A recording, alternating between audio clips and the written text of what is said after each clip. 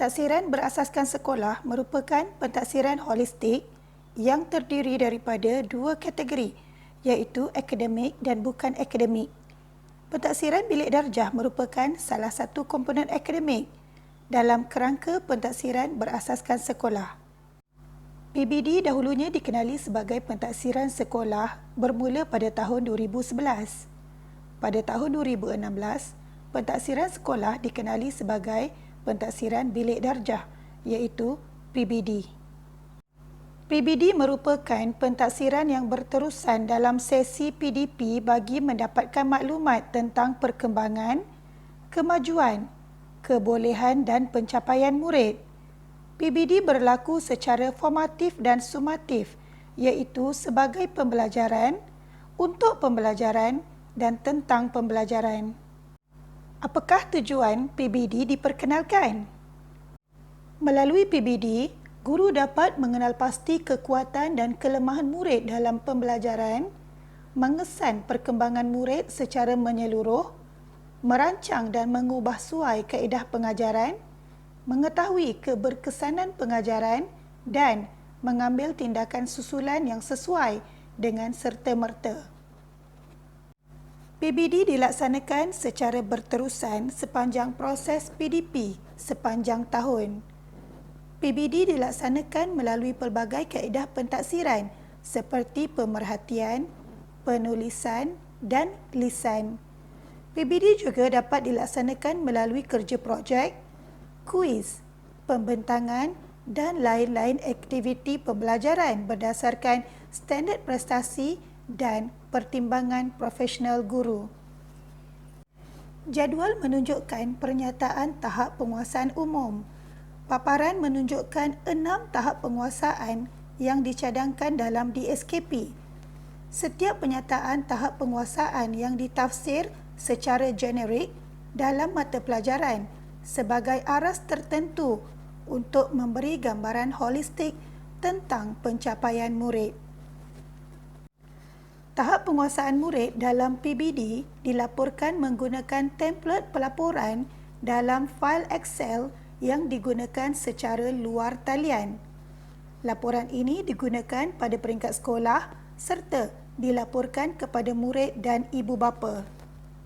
Asas kepada pertimbangan profesional memerlukan guru membuat keputusan berdasarkan analisis dan rumusan maklumat terhadap pembelajaran murid yang merangkumi pengetahuan, kemahiran dan nilai secara beretika dan bertanggungjawab. Apakah keperluan utama pertimbangan profesional? Pertimbangan profesional dapat menentukan tahap penguasaan berdasarkan standard prestasi bagi setiap kelompok standard kandungan dan standard pembelajaran. Selain itu, pertimbangan profesional dapat menentukan tahap penguasaan keseluruhan dalam mata pelajaran bagi melapor keputusan pentaksiran akhir tahun. Guru membuat pertimbangan profesional berdasarkan pengetahuan, tanggungjawab profesional, input murid dan pengalaman.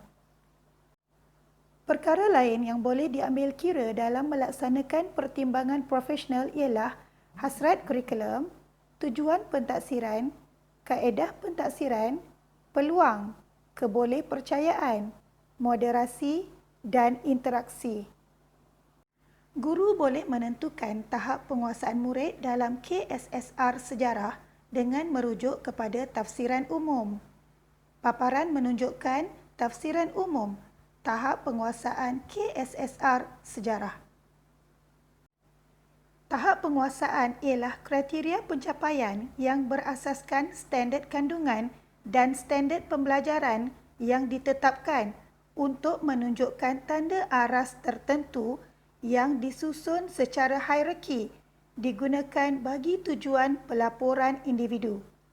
Guru perlu merujuk kepada standard prestasi yang mengandungi tahap penguasaan dan tafsiran untuk setiap kelompok dalam menentukan tahap penguasaan murid.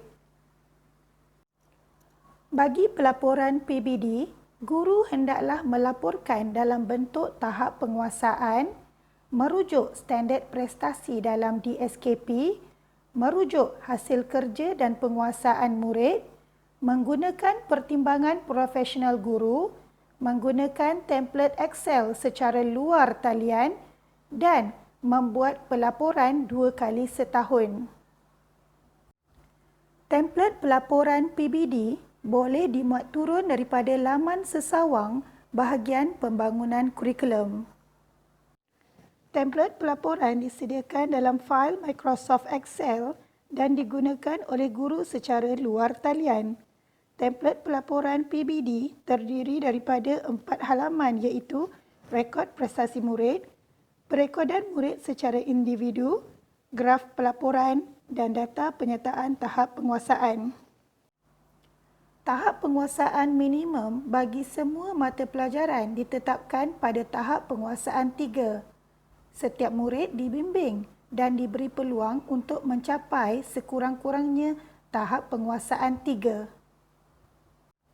Sebelum mengakhiri sesi ini, saya akan rumuskan kaedah pelaksanaan PBD.